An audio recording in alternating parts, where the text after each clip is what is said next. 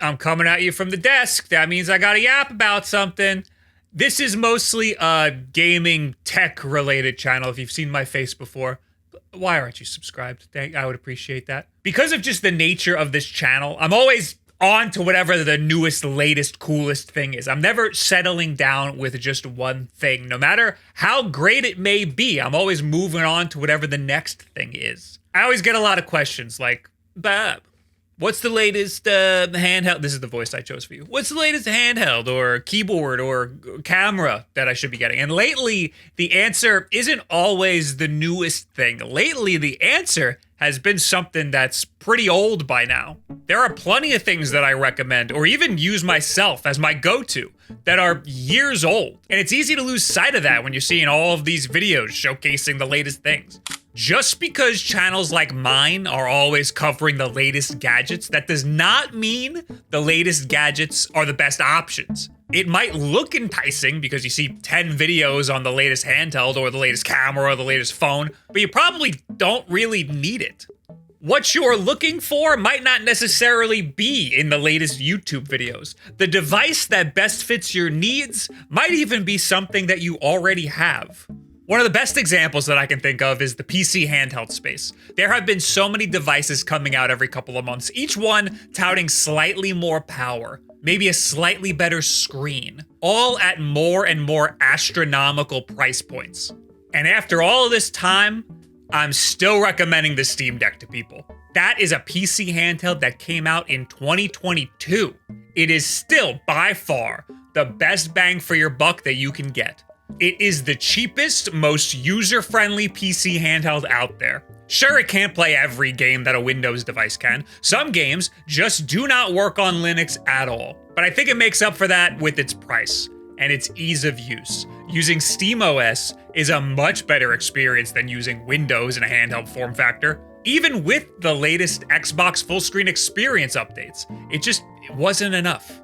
There are some cases where I might not recommend a Steam Deck. Maybe you have a lot of money to burn and you want something with a lot more power. Maybe you want something that will have a lot of power for many, many years to come. If you really care about like texture quality and resolution and frame rate in your games, you're better off with like the latest Lenovo Legion Go 2 or something. But that is almost triple the price of a Steam Deck OLED.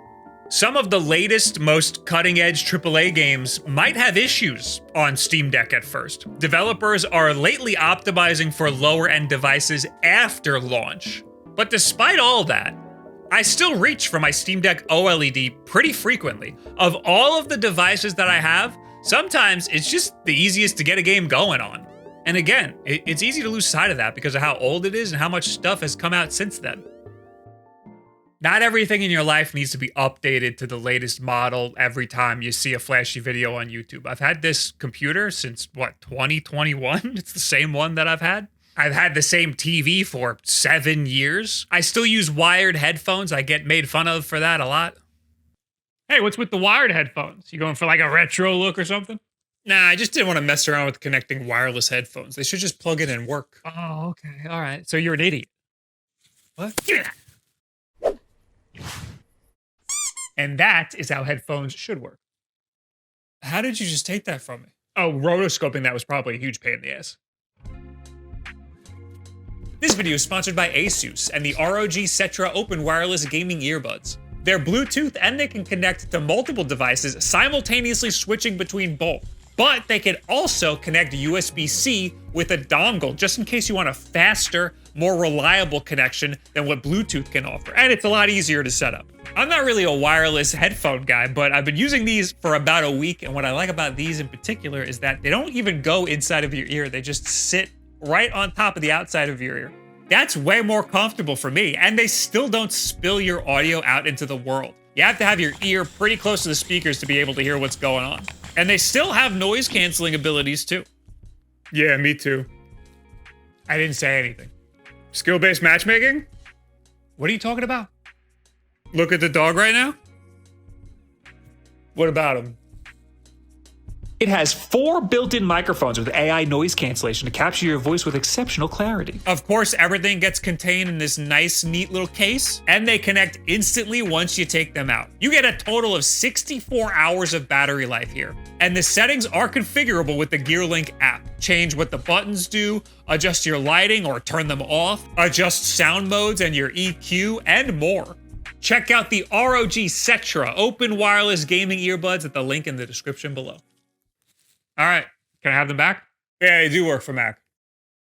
I know that you can hear me. Oh yeah, I have to pee? The bathroom's over there. The light isn't even on the headphones.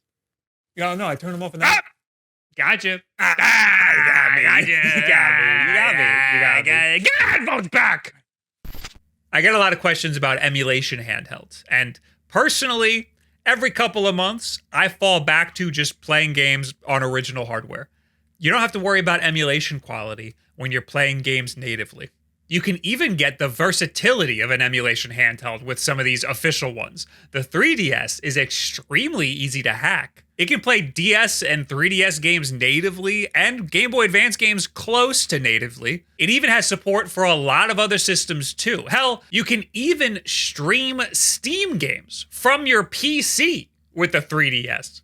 These are just not easy to come by these days. Prices have skyrocketed. It's almost cheaper to just get an emulation handheld at that point. I still really like the DS Lite. I think that might be my favorite retro handheld. They're still relatively affordable, and you can play actual Game Boy Advance cartridges on it too. And when coupled with an R4 flash cart or an Easy Flash, you can get pretty much your whole library just on this one nice, neat little compact package.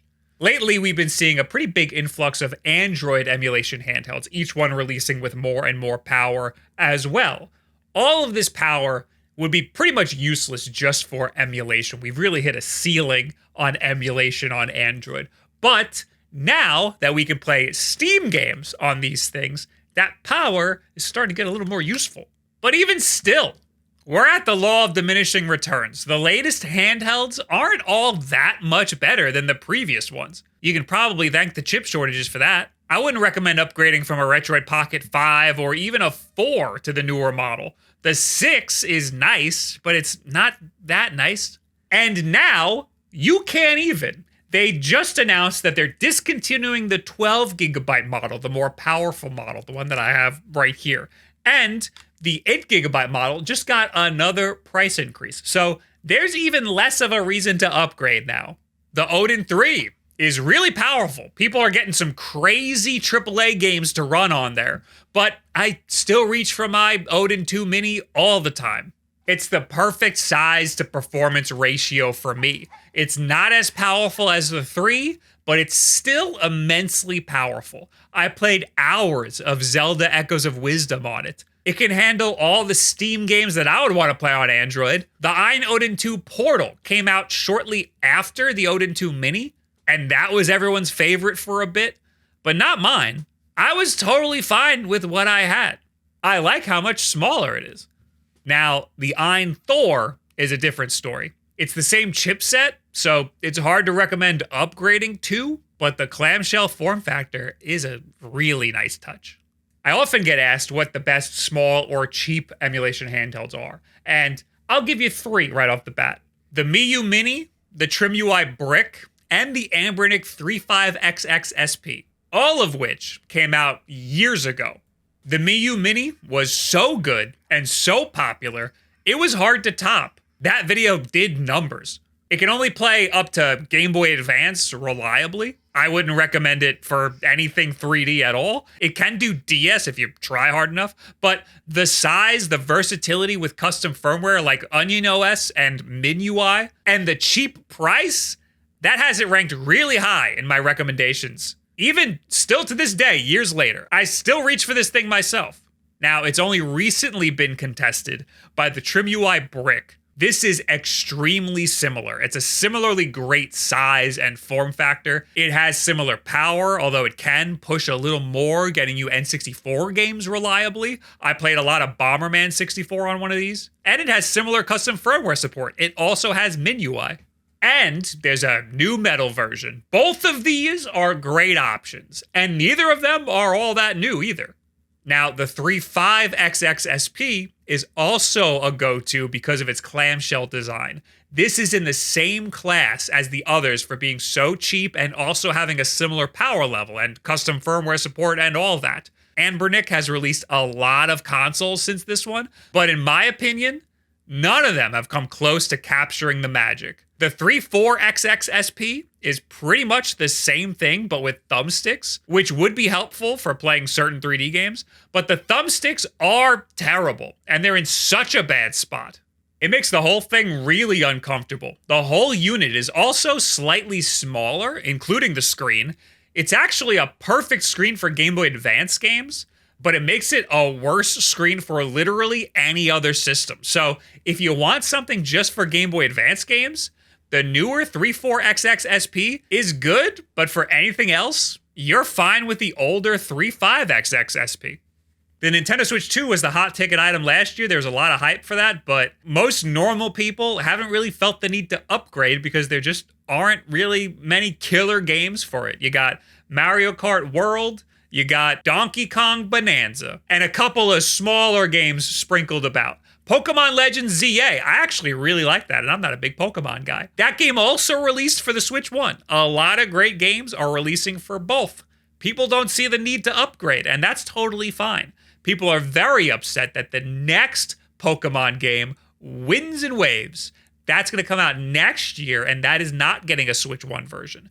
That's 2 years into the Switch 2's life cycle. I have a Switch 2. I love it. It was my handheld of the year last year. It is incredibly well designed. It is a lot more powerful than I was expecting. It has some great third-party support. The quality on the Nintendo Switch 2 can compete with some much more expensive PC handhelds in some games. And all that being said, mine's collecting dust a little bit. I get a lot of games on Steam. I don't get them on my Switch 2.